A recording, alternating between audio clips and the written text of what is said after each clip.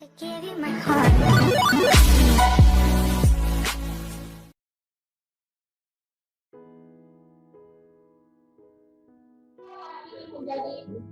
total. Dan saudara, 2 hari setelah itu,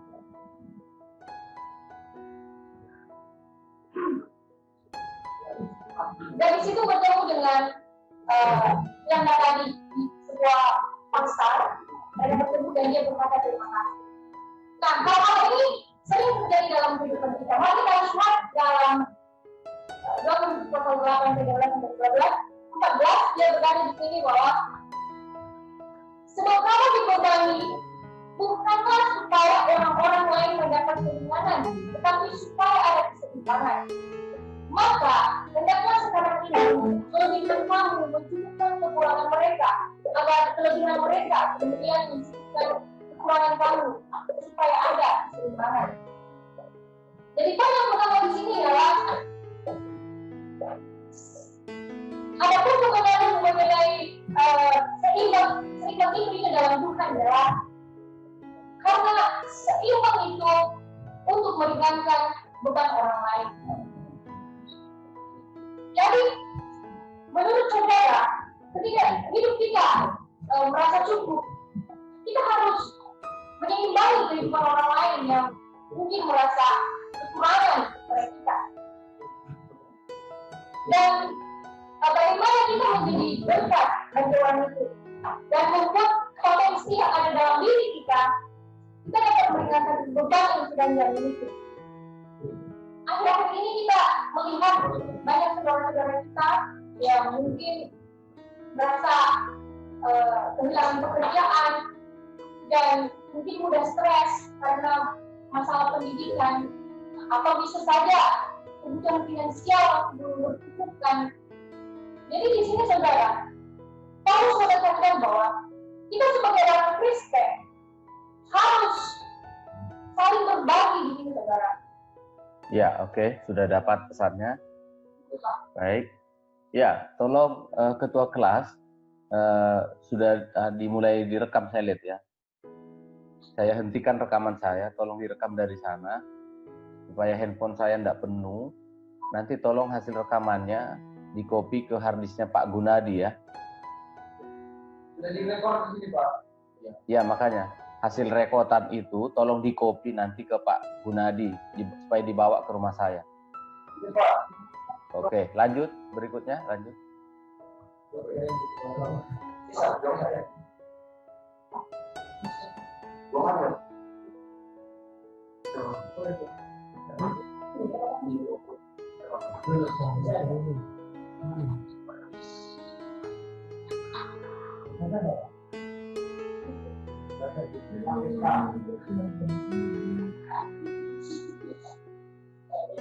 Ya, silakan.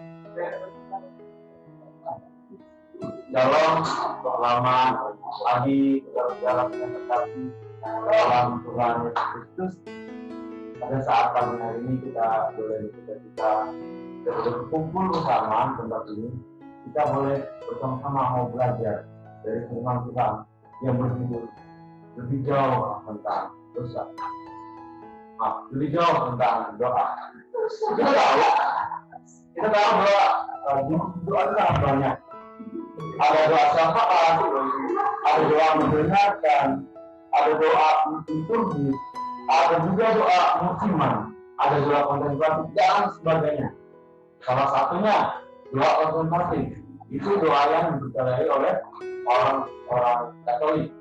Dan juga kita tahu doa syafaat. Doa syafaat adalah doa yang dilakukan oleh seseorang yang mengatasnamakan dirinya untuk mendoakan sebuah kelompok, untuk mendoakan bangsa mungkin, untuk mendoakan seluruh dunia dan sebagainya. Nah, benar bahwa kita sudah tahu jenis-jenis tentang doa. Namun lebih lagi konsep doa yang alkitabiah yang harus kita ketahui. Apakah maksud dari lebih jauh tentang doa menurut Yakobus 5 ayat 15 sampai yang ke-16.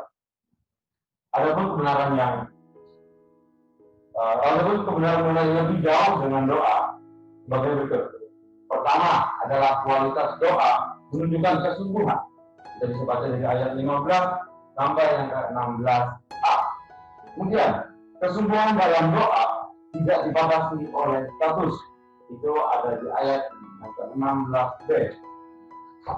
Kita kan berbicara mengenai kualitas doa menunjukkan kesungguhan. Nah, kalau yang memiliki gitar itu yang harganya 25 juta. Gitar ini buatan tangan atau istilahnya itu handmade. Saudara tahu bahwa gitar ini dibuat selama 2 hingga 3 bulan dengan proses yang panjang.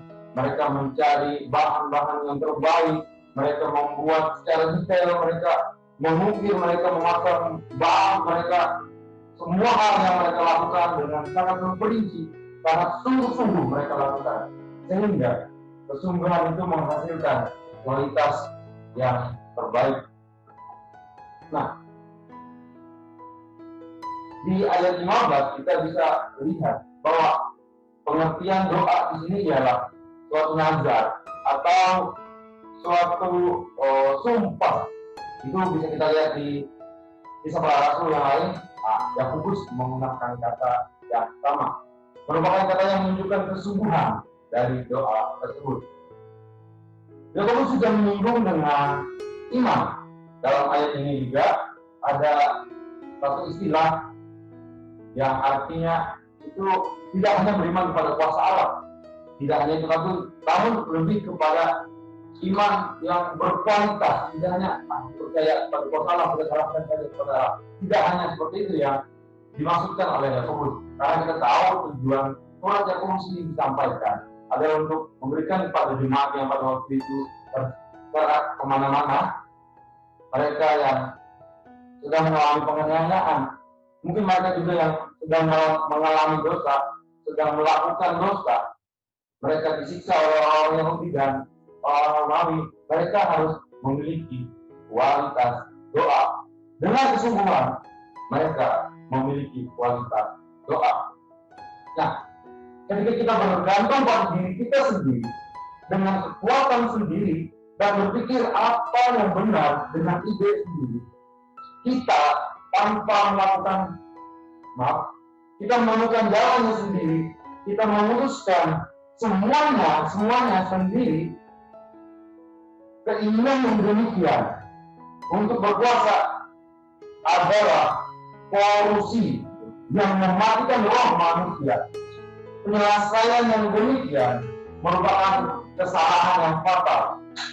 Bagaimanapun, ketika kita berlutut di hadapan Tuhan, berbalik kepadanya, seluruh persoalan kita yang membingungkan, seluruh persoalan kita yang memusingkan, dan yang akan mengalahkan kita dan menghancurkan kita dengarkan bahwa hanya Dia yang cukup kuat untuk membawa kita untuk menghadapi hari-hari. Oke, baik. Sudah habis waktunya. Terima kasih.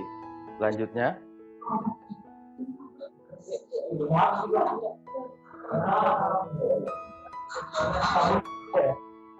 Silakan.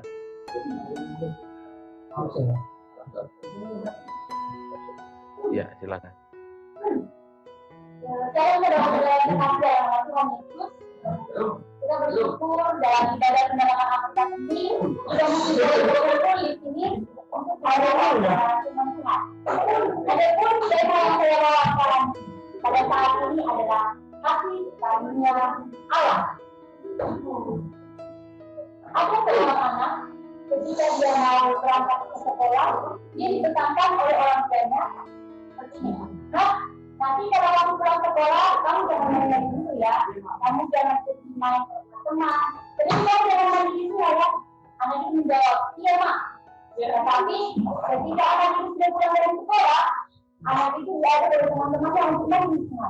Tanpa pikir panjang, anak itu mengikuti ajakan teman-temannya. Jadi dia main di sungai, sehingga bajunya semua basah surut. Ketika dia pulang ke rumah, orang tuanya, ibunya melihat dia sudah basah, terus ibunya apa? Sudah saya bilang tadi, kamu jangan mandi di sungai, tapi kamu mandi di sungai. Anak itu marah, ibu itu marah, sehingga anak itu nangis. Ketika anak itu nangis, dia pergi ke neneknya, dia mengadu, "Nek, saya dimarahi oleh mama karena seperti itu." Terus neneknya tampak sepanjang dia datang memarahi ibunya. "Kenapa kamu memarahi dia? Kenapa kamu memarahi dia? Aku dimarahi." Seperti itu sampai ibunya dia dan dia memarahi ibunya lagi. Nenek itu. Kita melihat bagaimana hati seorang nenek kepada cucunya yang begitu luar biasa. Tetapi tanpa disadari, ketika nenek itu mengakui cucunya, dia tidak mendidik anak itu, sehingga membuat anak itu terus-menerus melakukan kesalahan itu. Namun, teman-teman yang dapat kita pelajari, kasih karunia Allah tidak demikian, tetapi kasih karunia Allah mendidik kita dan kasih karunia Allah juga menyelamatkan semua manusia. Adapun kebenaran mengenai kasih karunia Allah dalam Titus 2 ayat 3-12 adalah yang pertama, kasih karunia yang menyelamatkan semua manusia. Dalam hal ini kita bisa bandingkan dalam Amos 3 ayat 16, mana dikatakan bahwa Tuhan menyelamatkan atau memberikan keselamatan bagi setiap mereka yang percaya. Ada perjanjian lama dan perjanjian lama, keselamatan hanyalah bagi orang Israel, karena mereka adalah bangsa yang dipilih oleh Tuhan secara langsung. Tetapi dalam perjalanannya mereka, dalam proses yang Tuhan berikan bagi mereka tidak taat. Mereka cenderung melakukan hal yang jahat kepada Tuhan, sehingga mereka tidak lagi memperoleh keselamatan itu terusnya.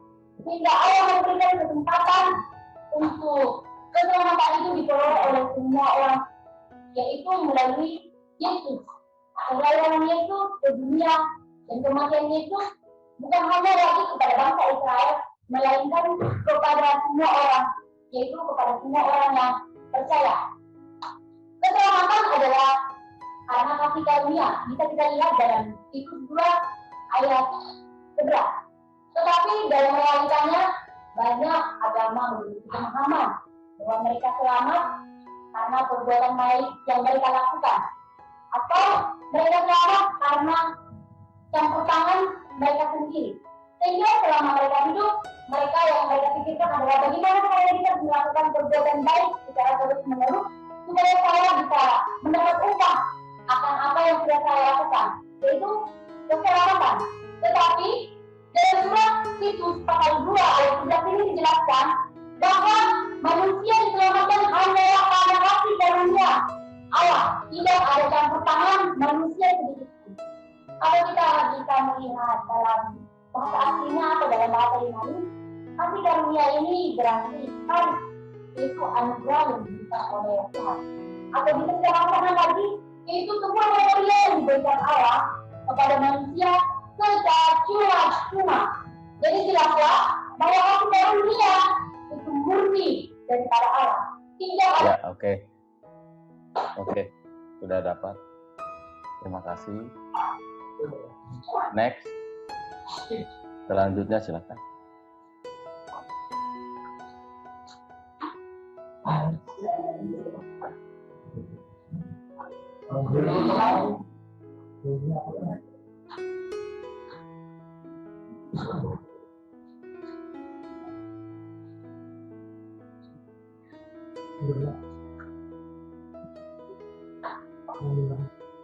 Shalom, saudara kasih Tuhan. Shalom.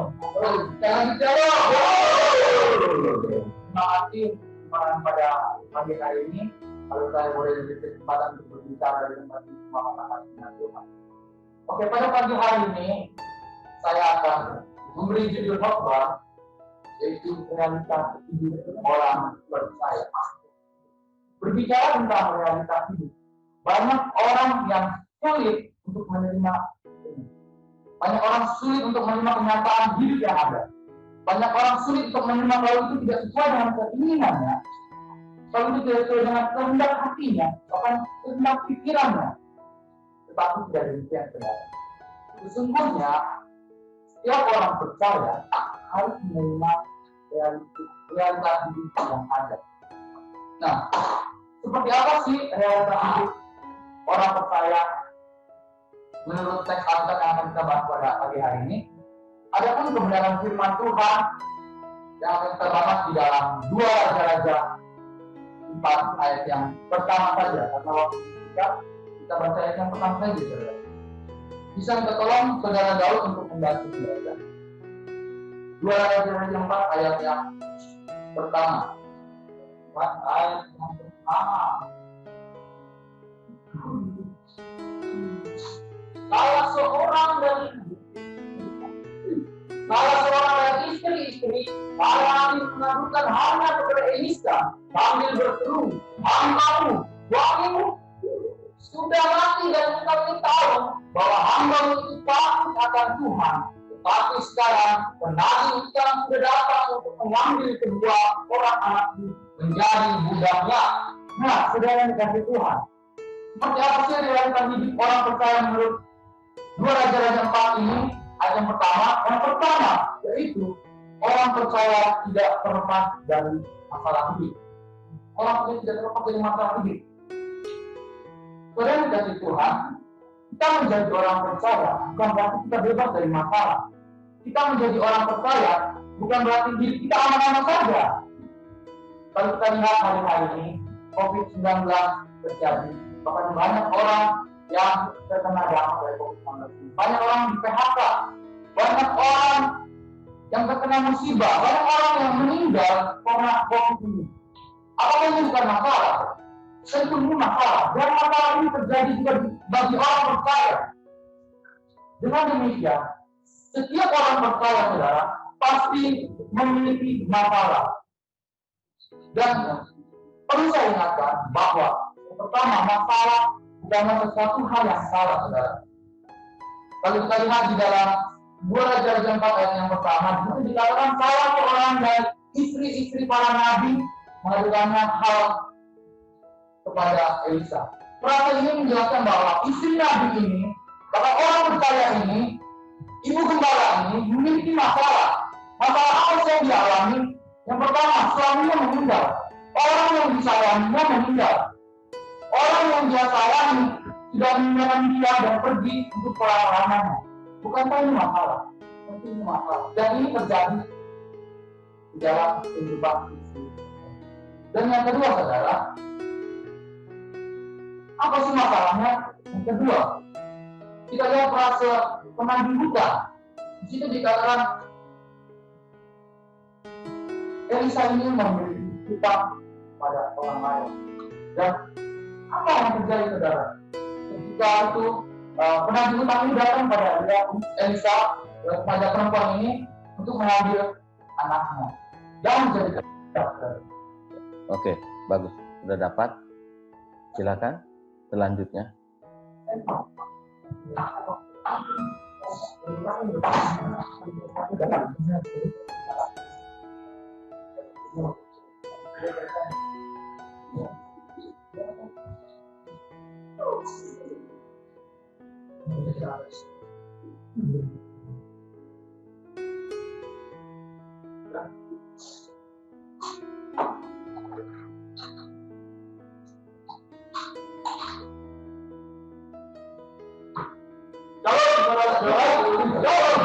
Betapa kita merasakan ketika Tuhan hadir dan mendengar serta berkenan dengan puji-pujian pengagungan dan kita naikkan kepadanya.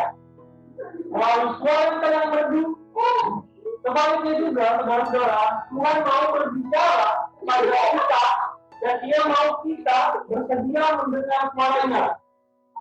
Saudara-saudara, sebenarnya firman Tuhan apa yang dinyatakan hari ini, kita akan sama-sama membaca dalam Injil Matius pasal yang ke-25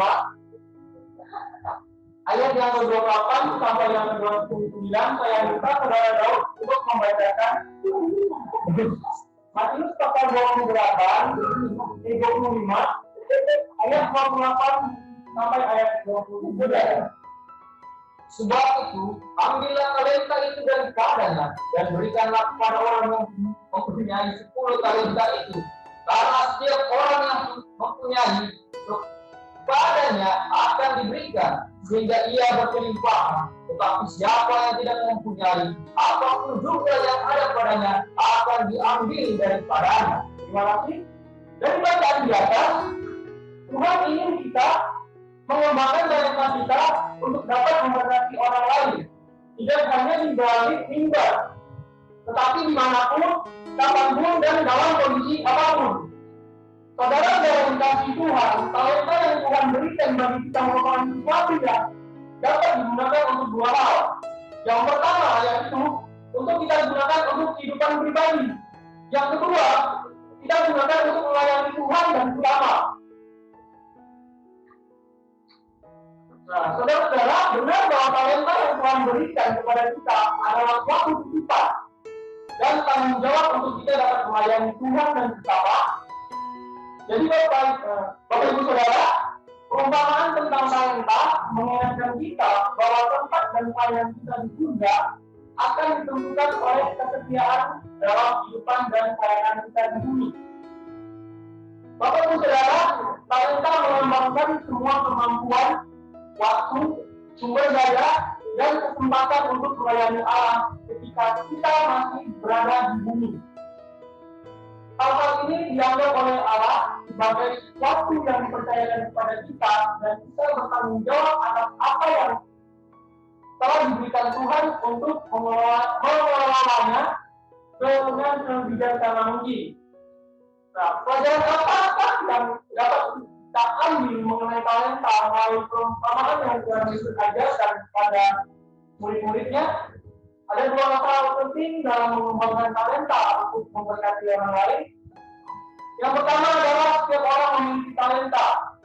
Memiliki atau tidak memiliki, dalam kamus besar bahasa Indonesia, bahasa dari kata milik, maka dapat disimpulkan bahwa memiliki hati, yaitu kepunyaan, hak. Jadi persoalan yang sebenarnya, Bapak Ibu Saudara, adalah bukan memiliki atau tidak memiliki, melainkan menyadari atau tidak menyadari. Sesungguhnya tidak ada orang Kristen yang hidupnya susah, hidupnya menderita atau miskin, bisa ia mengerti talenta yang dia miliki. Setiap orang percaya harus kreatif. Jangan ada yang hanya duduk, diam, renung, gitu kan. Dan jangan pernah juga ada yang mengatakan, saya tidak bisa bekerja, saya tidak bisa melayani Tuhan, karena saya tidak punya talenta. Jangan pernah bilang seperti itu, saudara. Karena Tuhan telah mempercayakan kepada masing-masing umatnya talenta yang sesuai dengan kesanggupan. Nah, Oke, baik. Oke, terima kasih. Selanjutnya, next.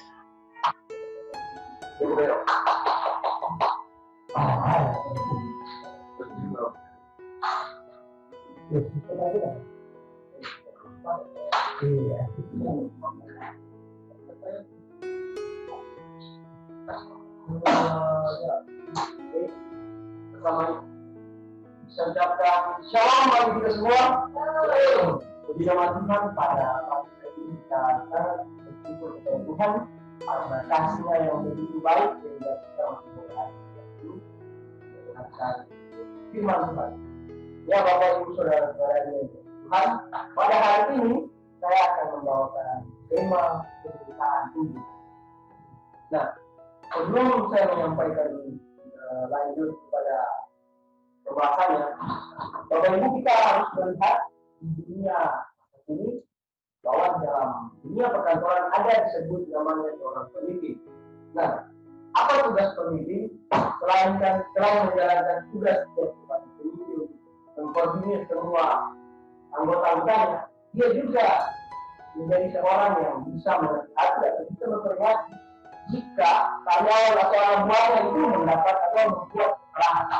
Nah, demikian juga pada pagi hari ini saya menyampaikan bahwa dalam dunia Kristen kita sebagai orang-orang yang percaya harus berani menyampaikan Injil, di mana dalam ataupun di luar pasti akan terdapat sebuah kesalahan, kesalahpahaman atau ketidakpahaman dari orang-orang. Dan yang pada pagi hari ini saya membawa tema pemberitaan Injil. Nah, adapun kebenaran mengenai pemberitaan Injil, saya membahas dua poin besar. Yang pertama saya membahas itu Memberitakan kebenaran Injil adalah sebuah anugerah.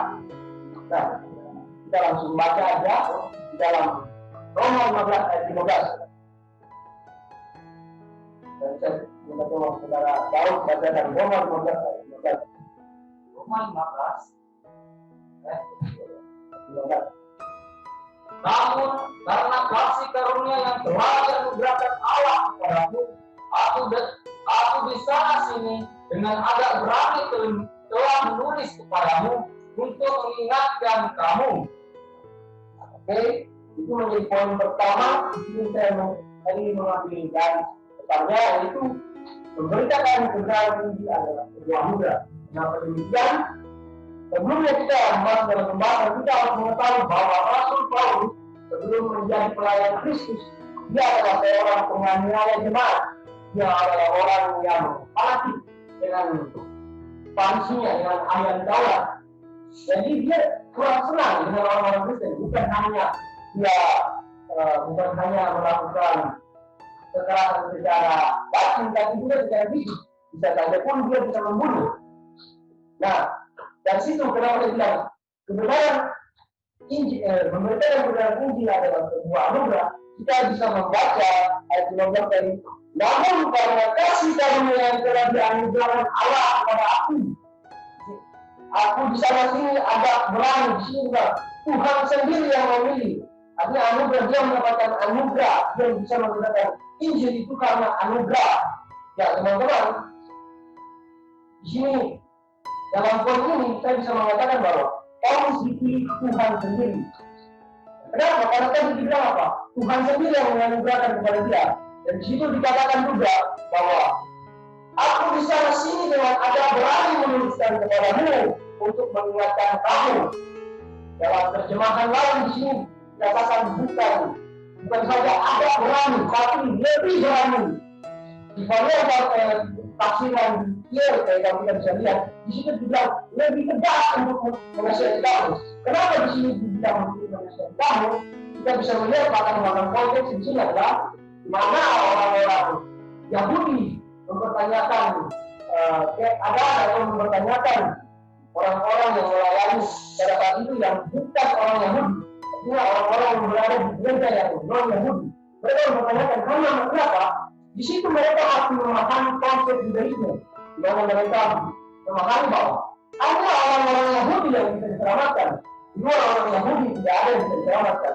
Tapi itu sangat bertolak belakang dengan Injil, di mana Injil itu untuk semua orang. Makanya Paulus berani di situ menuliskan, aku agak berani menasihatkan kamu. Ya, baik. Oke, next.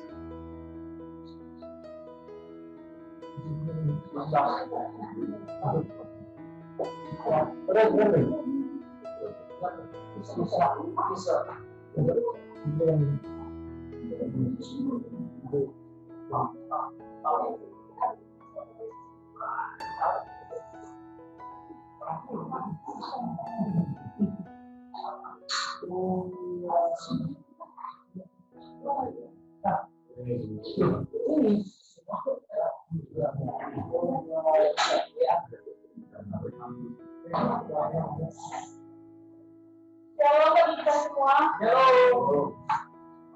Puji Tuhan, saya bersyukur kepada Tuhan buat kesempatan yang diberikan kepada saya menyampaikan kebenaran firman Tuhan pada saat ini. Di mana firman Tuhan yang saya bawakan hari ini dengan tema kebahagiaan yang sejati. Nah, dalam situasi saat ini mungkin dampak COVID sudah kita rasakan semuanya, baik kita yang ada di dalam maupun yang di luar. Nah, bagi kita yang di dalam, mungkin kita memiliki cara lain untuk membuat diri kita sibuk dengan kegiatan-kegiatan yang positif. Mungkin orang-orang di luar sana, mereka memiliki kesempatan untuk pergi berlibur ataupun jalan-jalan. Misalnya, mereka memiliki kesempatan untuk naik gunung. Nah, ketika mereka sampai ke gunung ataupun ke puncak tersebut, mereka masih menemukan yang namanya kebahagiaan. Karena ketika mereka sudah sampai ke sana, segala kelelahan ataupun apa yang akan mereka akan gunung tersebut sudah terkuatkan. Nah, akan tetapi Ketika mereka sudah turun gunung tersebut, hal yang mereka dapatkan adalah kelelahan. Berarti dapat kita simpulkan dari ilustrasi ini bahwa kebahagiaan yang dialami orang-orang yang naik gunung tersebut adalah kebahagiaan yang hanya sementara. Di mana ketika mereka sudah turun, yang mereka dapatkan kembali yaitu kelelahan bagi mereka sendiri. Nah, berarti kebahagiaan yang demikian adalah hanya kebahagiaan sementara. Nah, tidak demikian dengan kebahagiaan sejati. Kebahagiaan sejati hanya ada dalam firman Tuhan. Seperti yang mana kebahagiaan sejati menurut Lukas 11 ayat 27 sampai 28. Saudara-saudara bisa bacakan Lukas 27 ayat 11. Ketika Yesus masih berbicara, berserulah seorang perempuan dari antara orang banyak dan berkata kepadanya, "Berbahagialah ibu yang telah mengandung engkau dan susu yang telah menyusui engkau." Tetapi ia berkata, "Yang berbahagia ialah mereka yang mendengarkan firman Allah dan yang memeliharanya." Terima kasih. Baik, pada saat ini kita terfokus pada beberapa di mana kita katakan kebahagiaan yang sejati yang pertama yaitu mendengarkan firman Tuhan. Berbicara pada mendengarkan firman Tuhan, sangat tidak terlibat dari kehidupan kita hari ini. Paling sedikitnya dalam sehari kita akan mendengarkan firman Tuhan sebanyak 3 kali. Bagaimana cara kita mendengarkan firman Tuhan tersebut? Yaitu dengan datang pada Tuhan. Ketika kita datang pada Tuhan, tentunya kita dapat mendengarkan firman Tuhan. Bagaimana kita dapat dikatakan mendengarkan firman Tuhan kalau kita tidak datang kepadanya? Caranya seperti yang kita lakukan di tempat ini, mengikuti doa pagi, doa pribadi, buat renungan, bahkan mereka tujuan kepada Tuhan. Nah, yang menjadi masalahnya adalah perlu kesungguhan hati dari kita untuk datang kepada Tuhan. Jangan tubuh kita ada dalam persekutuan tersebut, tapi hati dan pikiran kita ke tempat lain. Contohnya, ilustrasi seperti ini. Ketika Aldo sedang putus cinta, dan dia dipanggil oleh Pak Pelu ke bawah dan Pak Pelu berbicara berkata, tapi pikiran dan hati Pak Aldo tidak terfokus untuk perkataan Pak Pelu tersebut. Nah, jangan kita seperti keadaan tersebut, tapi hendaknya pada saat kita mau datang kepada Tuhan, mendengarkan firman Tuhan, hati, pikiran, dan tubuh kita tetap satu di tempat tersebut, dan kita persiapkan untuk memuji muliakan nama Tuhan. Ya, oke. Next.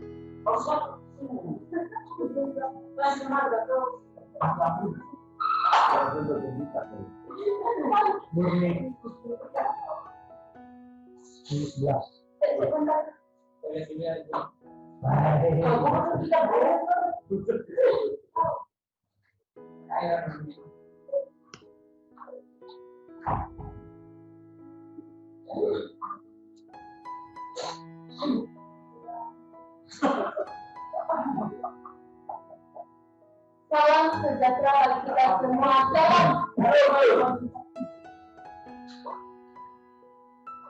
Puji Tuhan, pada kesempatan ini kita kembali merenungkan firman Tuhan.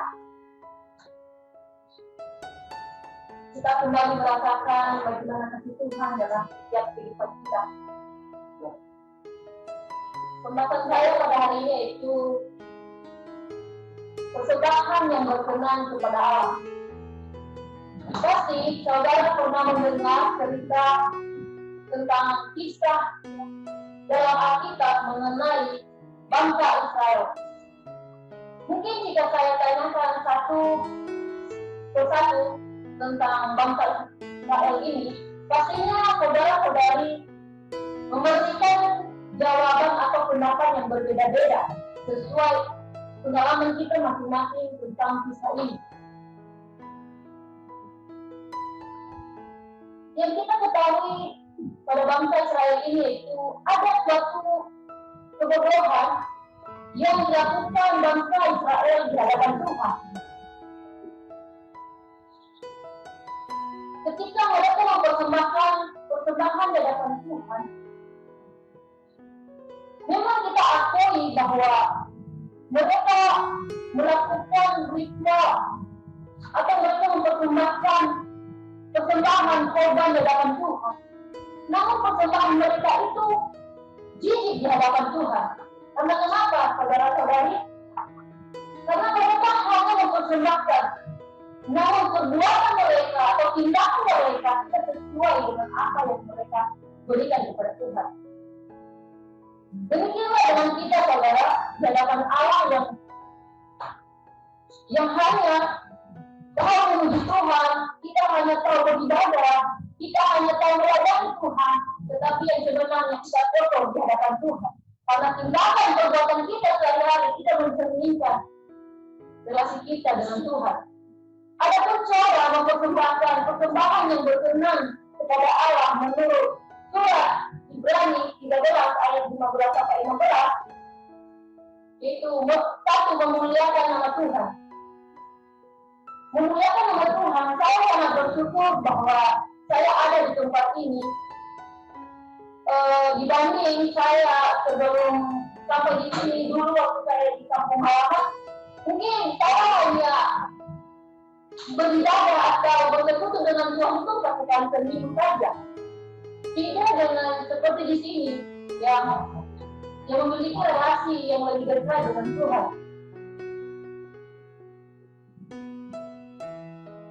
Memuliakan nama Tuhan dengan senantiasa.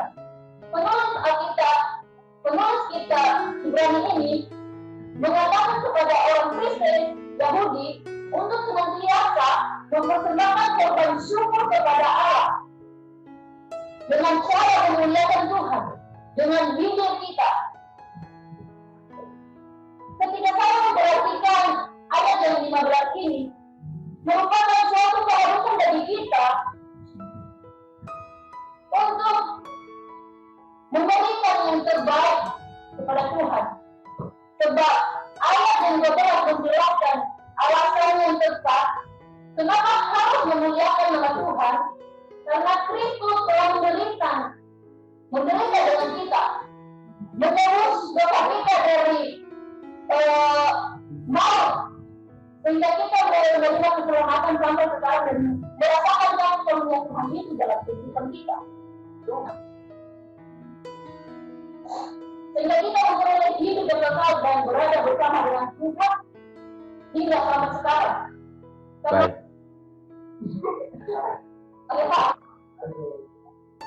Lanjut. Selanjutnya.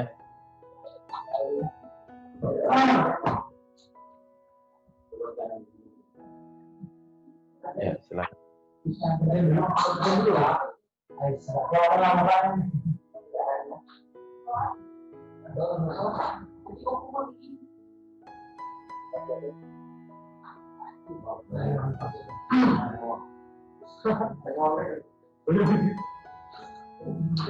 Ada keperluan.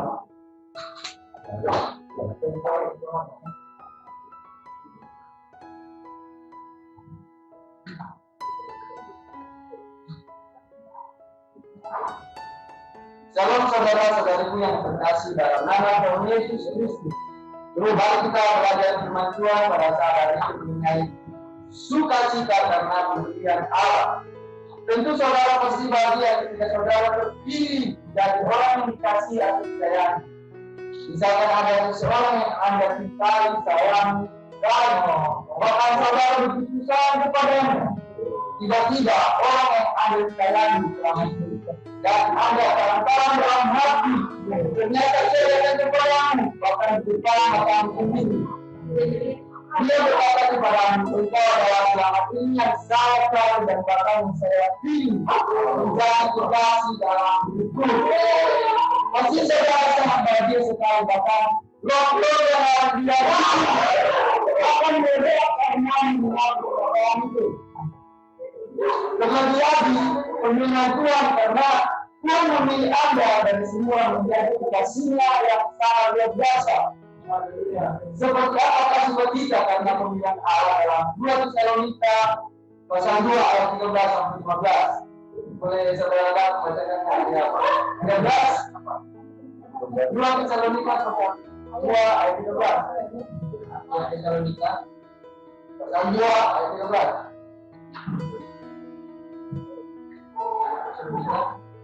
Pasal 2 ayat 13.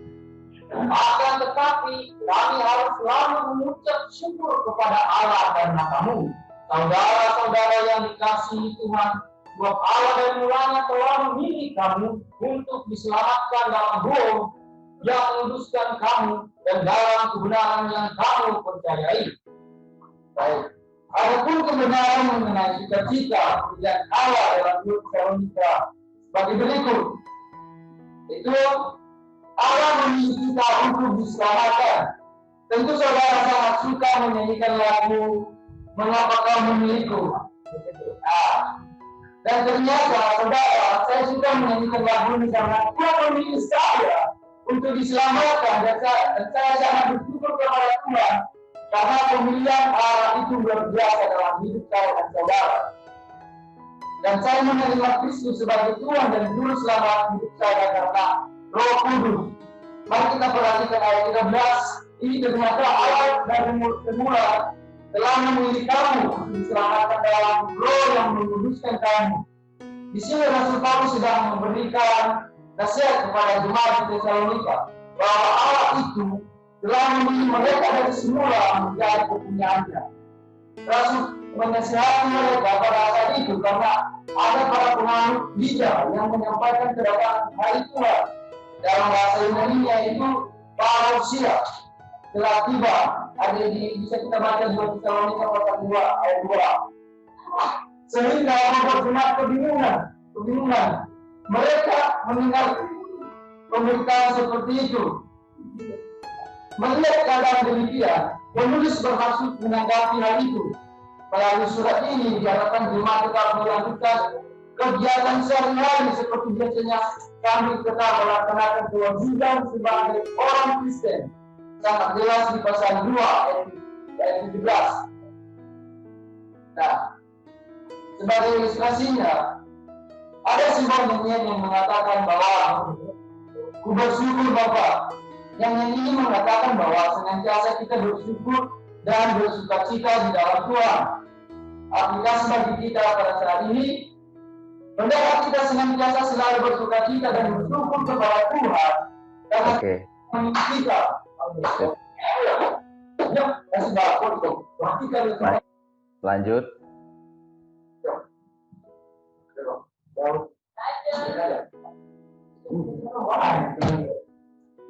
Ini pandangnya.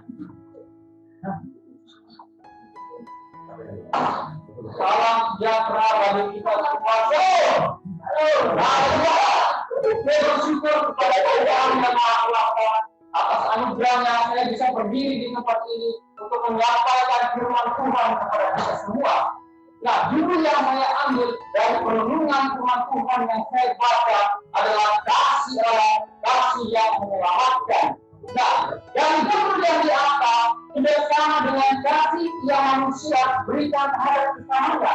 Karena survei membuktikan bahwa kita manusia memberikan kasihnya terhadap sesama atau memberikan kasihnya terhadap Tuhan, seringkali manusia tidak mengenalinya. Mengapa? Karena manusia sulit dipercaya, karena manusia tidak konsisten dengan apa yang ia katakan. Nah, tidak demikian dengan kasih Allah, saudara. Waktu dan sejarah, bahkan realita yang ada telah membuktikan bahwa Allah konsisten dengan apa yang ia janjikan.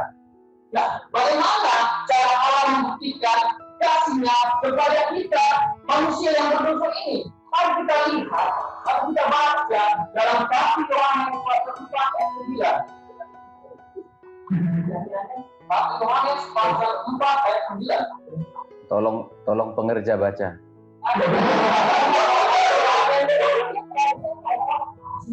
Ayat yang ke-9. Dalam hal inilah kasih Allah dinyatakan setelah Tuhan kita, yaitu bahwa Allah telah mengutus anaknya yang tunggal ke dalam dunia supaya kita hidup olehnya. Nah, adapun kebenaran mengenai kasih Allah yang pasti dan menyelamatkan. Poin yang pertama yang saya ambil dari ayat tersebut adalah Allah menganugerahkan anaknya. Nah, menurut saudara, apa yang membuat Allah memberikan anak yang tunggal? Ya, karena Allah mencintai saya dan saudara. Dan menurut saudara juga, apa yang membuat manusia memiliki jaminan hidup? Yaitu pengorbanan Yesus Kristus. Amin. Kita perlu percaya pada Allah. Karena dusta, manusia membuat manusia seharusnya dibinasakan. Tetapi karena kasih Allah, kita tidak dibinasakan. Malah kita memiliki jaminan yang pasti, yaitu kehidupan di dalam Kristus. Amin. Dosa atau kejahatan yang kita hadapi, yang kita lakukan, membuat kita kehilangan kasihnya. Contohnya, dosa dalam keluarga, dosa terhadap sesama, bahkan dosa terhadap Allah. Hal ini menutup kemungkinan berdampak pada iman dan keselamatan kita. Nah, dalam kisah Petrus, kita bisa memahaminya bersama bahwa Petrus sempat kehilangan iman dan janji Allah. Kenapa? Karena dia mengenal Allah. Padahal Petrus adalah pengikut Kristus dan otomatis dia sudah mengenal kasihnya Allah. Nah, karena hal inilah seringkali membuat kita kehilangan figur atau pegangan hidup kepada Kristus dan merasa tertindas dengan situasi dan kondisi sehingga membuat iman kita lemah. Padahal kita sudah tahu bahwa kita telah menerima anugerah yaitu kehidupan di dalam Dia. Nah, dalam 1 Yohanes, tapi terlebih dahulu saya akan memberikan ilustrasi teman-teman supaya saudara tahu bersama bahwa kondisi dengan adanya wabah virus corona membuat kejahatan semakin meningkat, membuat kejahatan semakin merajalela, sehingga tidak terputus kemungkinan orang yang telah mengenal Kristus mengikut apa yang Dia inginkan, tidak mengikut lagi apa yang Tuhan inginkan. Tapi dalam 1 Yohanes mencapai dengan jelas tentang kasih Allah. Yang pertama, Allah mengasihi manusia, Allah sendiri yang berinisiatif untuk mengasihi manusia. Kehadiran Yesus Kristus memberikan pengharapan yang baru bagi kita. Dan Oke, sudah. Ya, next. Selanjutnya.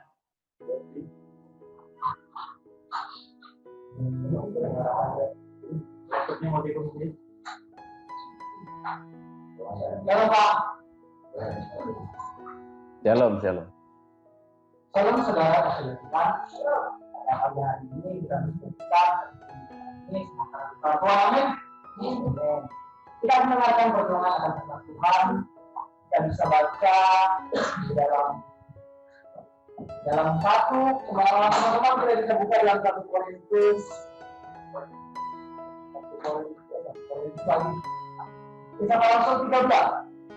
Maaf, bahasa kita ayat 4 sampai yang ayat 4 5. Tolong saudara bacakan. Yang dahulu kita membaca yang Tuhan. 5 ayat 7 dan ayat ya, 13 ayat 4 sampai 5. 100. Tolong 13. Maaf, sudah tulis 13 ya, 4 sampai 5 dulu. Oleh karena disuruh Roh Kudus, ya oleh karena dia disuruh Roh Kudus, Barnabas dan Saulus berangkat ke Seleukia, dan dari situ mereka berlayar ke Siprus. Ya, saudara sekalian, ini adalah pelayanan yang dilakukan oleh Barnabas Saulus. Oke, lanjut ayat yang kelima. Setiba di Salamis, mereka memberitakan firman Allah di dalam rumah ibadat orang Yahudi. Dan Yohanes menyertai mereka sebagai pembantu mereka. Nah, tujuan dari mereka adalah ke Seleukia adalah untuk memberitakan firman Tuhan. Ya, firman Allah. Selanjutnya baca ayat 9 sampai 10. Saudara, tetapi Saulus juga disebut Paulus yang pernah dengan Roh Kudus menatap dia dan berkata, "Hai anak iblis, engkau penuh dengan rupa-rupa tipu muslihat dan kejahatan. Engkau musuh dalam kebenaran, saja engkau akan berhenti memperlakukan jalan Tuhan yang lurus itu?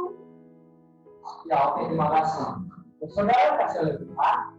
Ya, pada ayat ini kita telah melihat bagaimana pelayanan Barnabas dan Paulus. Sebab itu, dari sini saya mendapat berkat dan saya menentukan satu tema untuk ini, yaitu temanya adalah kawan atau lawan Allah. Kawan atau lawan Allah. Nah, ini juga menjadi koreksi bagi kehidupan kita masing-masing. Apakah kita kawan atau kita adalah lawan Allah? Oke, oleh sebab itu kita akan melihat bagaimana sih ciri-ciri, bagaimana kita mengetahui orang itu adalah lawan atau lawan Allah. Ya.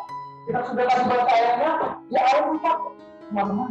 Teman-teman bisa lihat bahwa yang pertama adalah disuruh oleh Roh Kudus. Ini adalah hal ini, pelayanan yang dilakukan mereka adalah pekerjaan Allah, adalah pekerjaan yang dipimpin oleh Roh Kudus, adalah pekerjaan pelayanan untuk memberitakan firman, di mana mereka melakukannya sesuai dengan kehendak Roh Kudus, kehendak Allah, di mana Roh Kudus Allah pribadi Allah sendiri. Ya. Ini adalah pekerjaan yang mereka lakukan bukan berdasarkan pilihan sendiri. Apakah kita sampai kita kesana aja? Enggak, kita kesana aja. Bukan. Tapi mereka dalam hal ini mereka butuh pimpinan Roh Kudus karena agar pelayanan mereka yang melakukan, agar pelayanan yang mereka lakukan itu tepat, pas dan sesuai dengan kehendak Allah. Amin, saudara-saudara. Apakah pelayanan kita ambil pelayanan apa? Apakah pelayanan kita adalah pelayanan yang sesuai dengan kehendak kita sendiri? Apakah kita memberitakan firman Tuhan bukan karena kehendak Allah? Ya, marilah kita lihat, kita koreksi dulu kehidupan kita. Yang baik kita memohon pada Roh Kudus sebagai satu pribadi yang memampukan, menguatkan, menolong, menghibur, menopang seluruh kehidupan kita. Di sini bisa kita lihat supaya kita melakukan pelayanan sesuai dengan kita. Selanjutnya kita lihat ciri sebagai lawan Allah. Nah, kita tahu tidak demikian dengan Allah. Tidak demikian dengan Allah. Allah yang adalah kebenaran dan semua yang dilakukannya adalah benar. Dan siapa yang melakukan hal yang bertentangan dengan kebenaran adalah lawan Allah.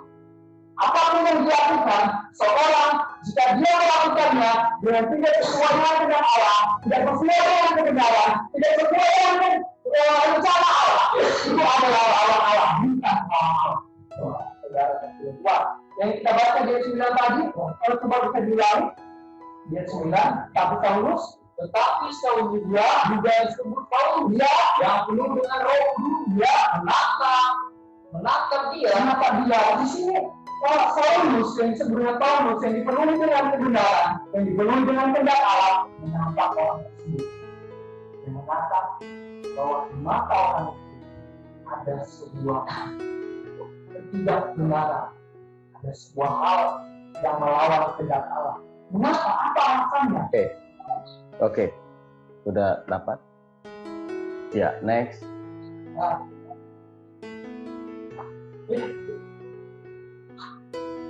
Masih lanjut.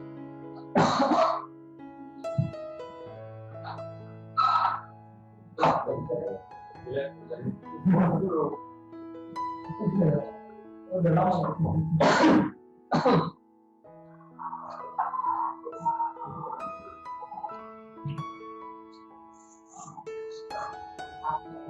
Oke, salam sejahtera bagi kita semua. Shalom. Bersama roh dan jiwa saya ada bersyukur kepada Tuhan, di mana roh dan jiwa saya selalu hadir bersama Tuhan. Pada hari ini kita sangat bersyukur supaya kita bisa mempelajari, membahas bersama tentang firman Tuhan. Dan saya merindukan sekali bagi kita semua untuk mengangkat sebuah tema. Temanya yaitu sangat menantang kita.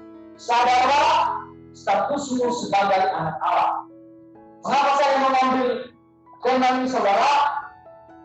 Dalam kehidupan orang percaya, seringkali kita melihat bahwa ada banyak ketidaksadaraan kita ketika kita melihat diri kita, ketika kita melakukan setiap kehidupan kita sehari-hari, tidak menunjukkan status kita sebagai anak Allah. Ketika kita sudah selesai melayani Tuhan, ketika kita sudah memberitakan firman Tuhan, kita malah melakukan sesuatu hal yang di luar kehendak Tuhan, bahkan menyakiti hati Tuhan.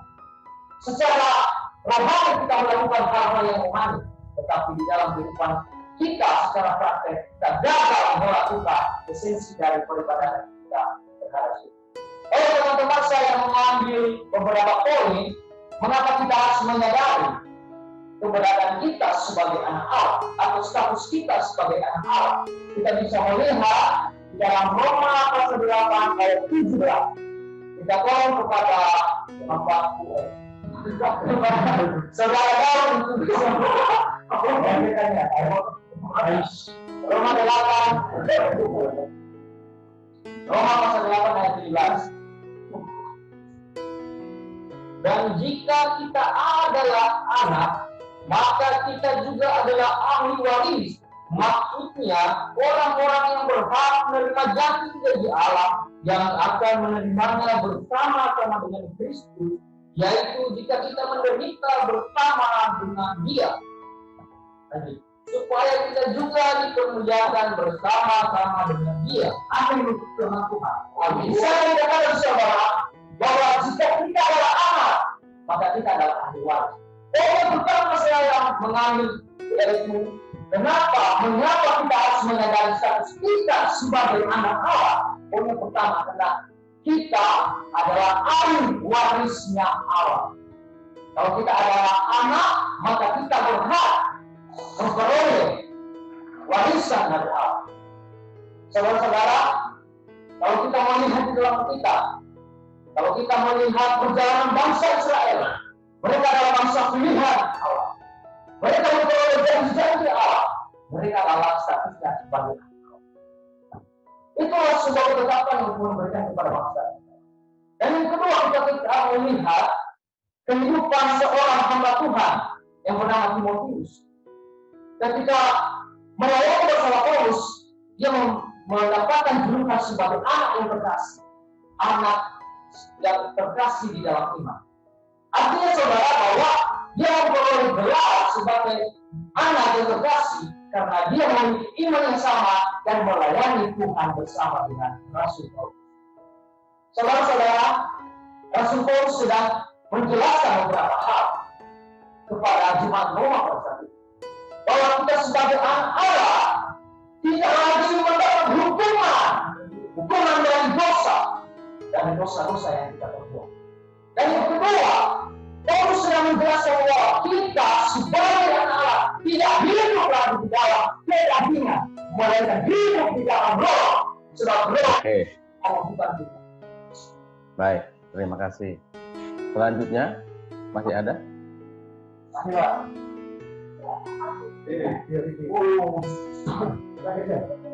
Sisa berapa lagi? Bisa 4 lagi, Pak. 4. Kalian mau ujian jam berapa lagi? Oh, nggak ada, berarti kita selesaikan ya. Ya, silakan deh.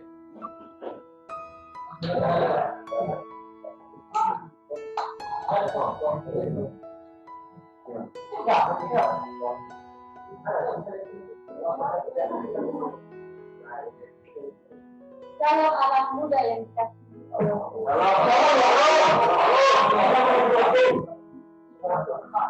Puji Tuhan, pada malam hari ini, pada pagi hari ini, kita masih bisa berkumpul dan memuliakan nama Tuhan, dan ini saatnya kita akan mendengarkan kebenaran firman Tuhan.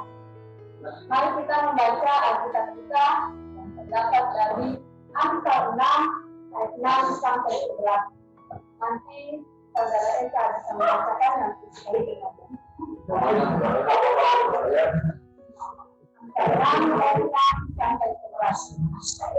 Tuhan, berjuang bertemu dari segala dunia dan jadilah dia. Dia pun tidak ada mimpinya, pengaturnya atau penguasa. Ia menjaga rotinya di musim panas dan mengumpulkan makanannya pada waktu panas. Hai rumah, berapa lama lagi engkau berbalik? Bilakah engkau akan bangun dari tidurmu? Ya. Tidur. tidur sebentar lagi, ngantuk sebentar lagi, kebakaran sebentar lagi, tidak terjadi. Maka datanglah kemiskinan kepadamu seperti seorang penyerbu dan kekurangan seperti orang yang bersenjata. Terima kasih buat saudara Esa. Anak-anak muda yang dikasih oleh Tuhan, apakah kalian tahu bahwa gajah laut menghabiskan hampir seluruh hidupnya untuk tidur? Majalah Science News melaporkan gajah laut jantan berukuran 4 sampai 8 meter diukur dari hidungnya yang menyerupai belalai sampai ke sirip, dan berat mereka sekitar 33 ton. Kadang-kadang seekor gajah laut akan menggunakan sirip depannya yang sangat kecil bagi makhluk raksasa ini untuk menggaruk dirinya atau mengais kasih pelindung matahari bagi tubuhnya. Selain itu, binatang raksasa ini pada dasarnya tidak bergerak. Sebaliknya, semut kecil tampaknya tidak merasa lelah waktu mereka mulai melakukan pekerjaan tersebut, yaitu menyimpan makanan untuk koloninya. Dan bisa kita lihat di ayat 6 sampai 8 bagaimana kehidupan seekor semut. Penulis kitab Amsal yaitu Salomo menguji kerajinan semut, mengutip keaktifan mereka sebagai contoh bagi kehidupan orang yang bermalas-malasan. Nah, anak-anak muda yang dikasihi oleh Tuhan Yesus, ada pelajaran rohani yang bisa kita lihat di sini. Orang-orang Kristen yang pola-polanya seperti semut, menyelesaikan segala sesuatu bagi Tuhan, tetapi lainnya seperti gajah laut, jarang bergerak, tidak maju, dan hanya tahu diam dan senang-senang saja. Mereka tampaknya mungkin tidak hidup secara rohani, seolah-olah mereka menghemat energi untuk beberapa usaha yang sangat besar nantinya. Tetapi sekaranglah waktunya untuk sibuk bagi Kristus. Meskipun talenta kita mungkin tidak begitu besar. Nah, adapun mengenai judul yang akan saya berikan kepada teman-teman, yaitu bangkit dari kemalasan. Kebenaran Alkitab tentang kehidupan orang Kristen yang selalu bermalas-malasan seharusnya dilakukan menurut Amsal 6 ayat 6 adalah sebagai berikut. Oke, sudah 5 menit loh pendahuluannya.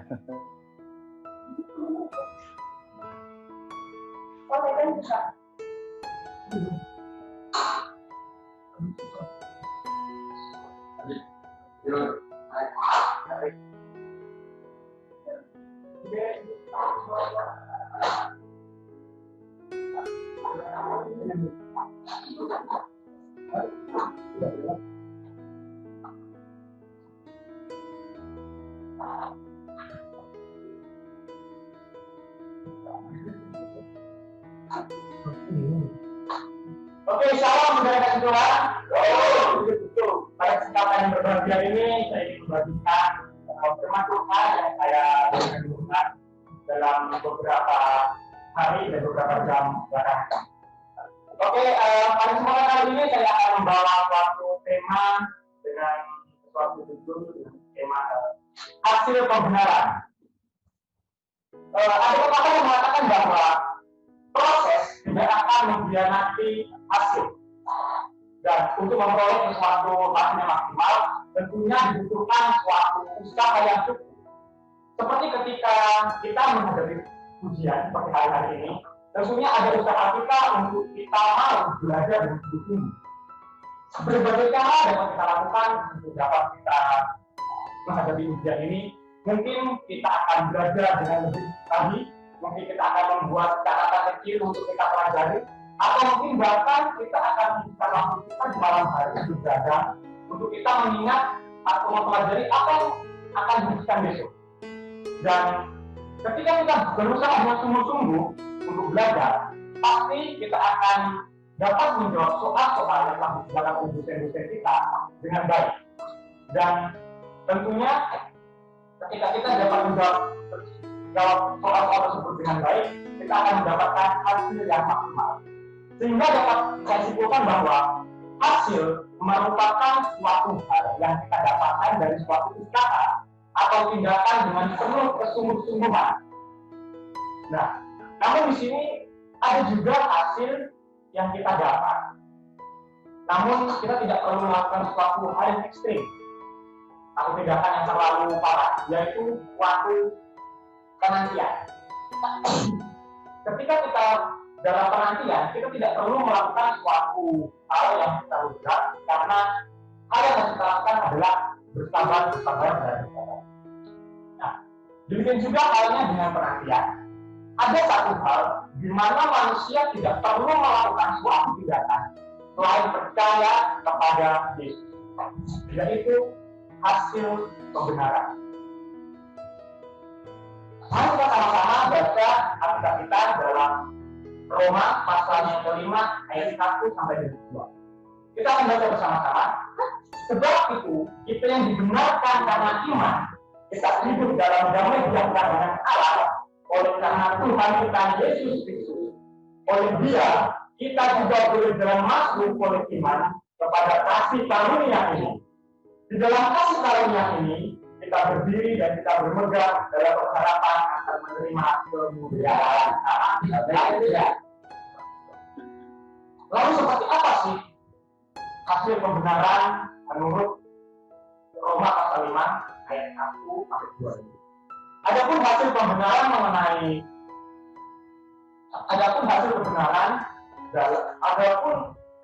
firman Tuhan mengenai hasil kebenaran menurut Roma pasal 1 dan 2 ini adalah, poin yang pertama adalah beroleh damai sejahtera. Sebelumnya saya bertanya kepada saudara-saudara, menurut saudara, apakah yang membuat kita beroleh damai sejahtera? Apakah harta? Atau tahta? Bahkan mungkin wanita? Atau apakah itu suatu relasi? Atau apakah keluarga? Kalau kita melihat di ayat yang ke-1 dikatakan bahwa sebab itu kita yang dibenarkan karena iman, kita beroleh damai sejahtera dengan Allah oleh karena Tuhan kita Yesus. Saya dapat katakan bahwa hal yang membuat kita memperoleh damai sejahtera adalah diperdamaikan dengan Allah. Jika kita melihat pada mulanya manusia memiliki relasi yang baik dengan Allah, namun karena ketentuan manusia dalam dosa, akhirnya manusia tidak lagi dekat dengan Allah. Relasi manusia dengan Allah menjadi putus, dan akhirnya adalah yang membuat manusia dalam kuasa dosa dan manusia bisa dikatakan sebagai seteru Allah adalah keadaan ini. Seteru dapat diartikan sebagai musuh atau lawan.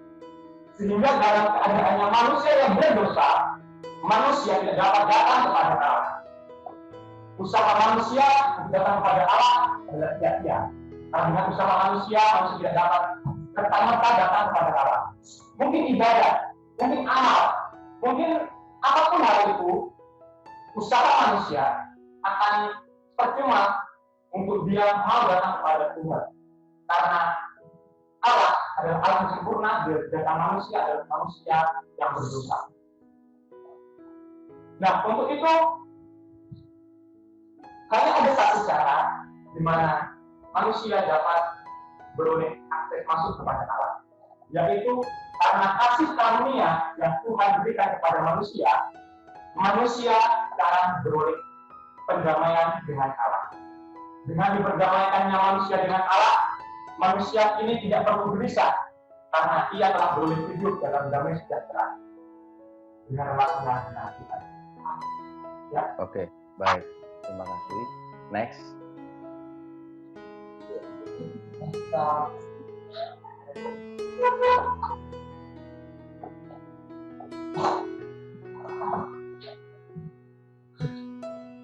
Shalom dan kembali dikasih oleh Tuhan Yesus Kristus.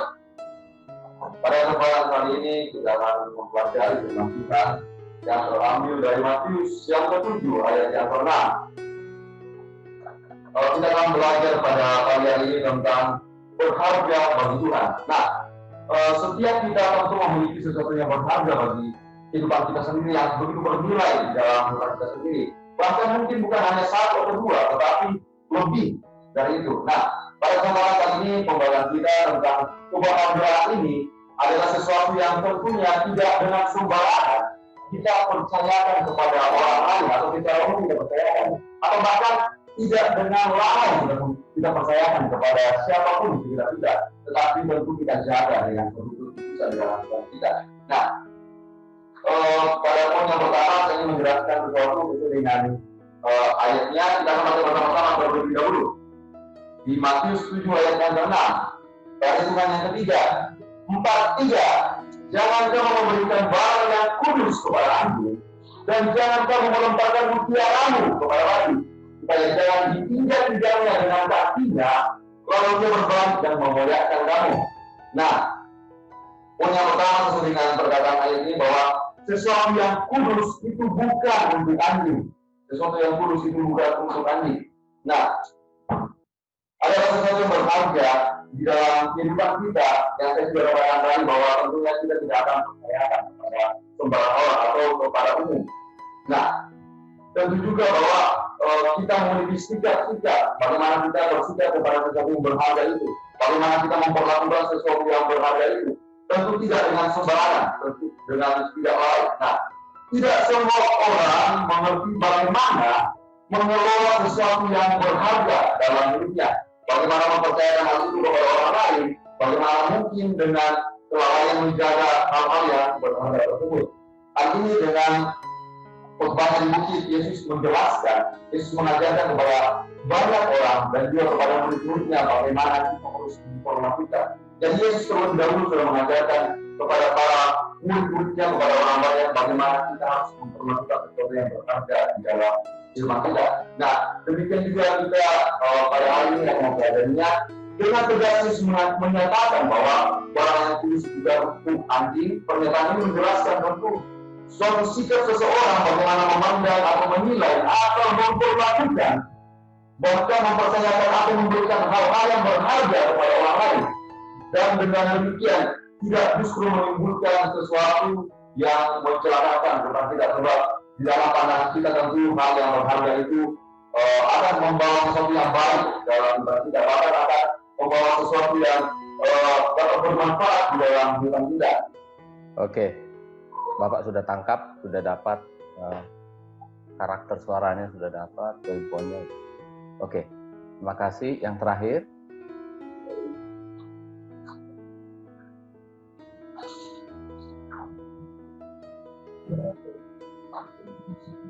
Silakan.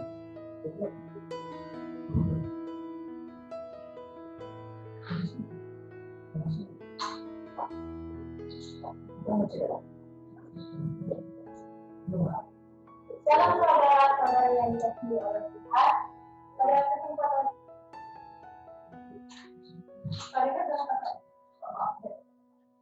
salam saudara-saudara yang dikasihi Tuhan. Pada kesempatan ini saya akan membawa firman Tuhan dengan berjudul berharap kepada Bapa yang memberi baik. Kita akan baca terlebih dahulu dari pembacaan kita dari Matius 7 ayat 7 sampai 11. Dan saya tolong saudara coba baca ayat 7. Matius 7 ayat 7. Mintalah maka akan diberikan kepadamu, carilah maka kamu akan mendapat, ketuklah maka pintu akan dibukakan bagimu. Karena setiap orang yang meminta menerima, dan setiap orang yang mencari dapat, dan setiap orang yang ditutup baginya pintu dibukakan. Masih tentu mengawali khotbah kita pada hari ini. Ada seorang ayah yang penuh kasih tidak akan memberikan batu atau ular kepada yang lapar. Jika sang anak meminta roti atau begitu dengan Yesus menggunakan kebenaran dari siapa dalam Matius 7 untuk menegakkan kesiapan Bapa di surga, dia memberikan hal-hal baik kepada anak-anaknya saat mereka meminta kepadanya. Dia ingin agar mereka benar-benar yakin bahwa Bapa akan memberikan semua kebutuhan rohani bagi mereka. Nah, jika seorang ayah memberikan hal-hal baik kepada anak, saat mereka meminta kepadanya, harusnya demikian juga dengan Bapa yang di surga. Dia memberikan hal-hal baik kepada anak-anaknya saat mereka meminta kepadanya. Jadi, bagaimana kita berharap kepada Bapa Sang Pemberi? Teman-teman, saya membawa tema yaitu pemberi yang baik. Tema pemberi saya itu pemberi yang baik. Jadi bagaimana berharap kepada Bapa Sang Pemberi yang baik menurut Matius 7 ayat 1 sampai. Adapun kebenaran mengenai berharap kepada Bapa Sang Pemberi yang baik, Matius 7 ayat 1 sampai 11. Sebagai berikut yaitu di ayat 7 sampai 8, saya mengambil satu topik itu Allah memberi yang baik kepada kita. Semua orang senang akan apa yang disebut dengan pemberian. Sama halnya seperti seorang ayah memberikan hadiah kepada anaknya. Ketika anaknya dewasa, pasti anaknya merasa senang ketika menerima hadiah itu dari ayahnya. Ayahnya akan bertanya kepada anaknya seperti itu. Nah, hadiah apa yang kamu inginkan untuk ayah kasih ke kamu? Maka dengan senang hati, anaknya akan meminta apa yang dia mau kepada ayahnya. Nah, bagaimana kita dengan Bapa kita di surga? Apakah kita akan memohonkan sesuatu kepadanya? Atau kita akan melihat cara berharap kepada Bapa Sang Pemberi yang baik? Ada tiga poin yang saya ambil, yaitu yang meminta akan menerima. Yang kedua, yang mencari akan mendapat. Yang ketiga, yang mengetahui baginya itu akan diberikan. Poin yang pertama, kalau saya mengambil yang meminta akan menerima, artinya adanya kesadaran akan kebutuhan hidup kita dan adanya kepercayaan dalam hati kita bahwa Allah mendengarkan doa kita. Terus meminta memberikan reaksi dari Allah berkenan bahwa berdoa menerima. Poin yang kedua yaitu yang mencari akan mendapat. Artinya ada tindakan permohonan yang sungguh-sungguh disertai dengan ketaatan pada kehendak Allah. Terus meminta memberikan reaksi dari Allah berkenan bahwa si berdoa menerima. Poin yang ketiga. Ya, oke. Sudah dapat komunikasinya sudah. Baik. Terima kasih untuk praktis kita, ujian praktikum kita yang pertama. Jadi langsung kalian siapkan untuk praktikum kita berikutnya. Begitu pertemuan pertama sudah langsung urutan berkhotbah seperti yang sudah dibagikan itu. Kita akan berkhotbah selama berapa menit itu saya lupa, 15 atau 20? 15 menit. Ya, 15 menit. Nah, jadi nanti makin berkembang sampai praktek yang terakhir untuk UAS-nya itu 30 menit, 20 sampai 30. Oke, terima kasih untuk kerja keras kalian. Selamat menyelesaikan ujian sepanjang minggu ini. Tuhan memberkati.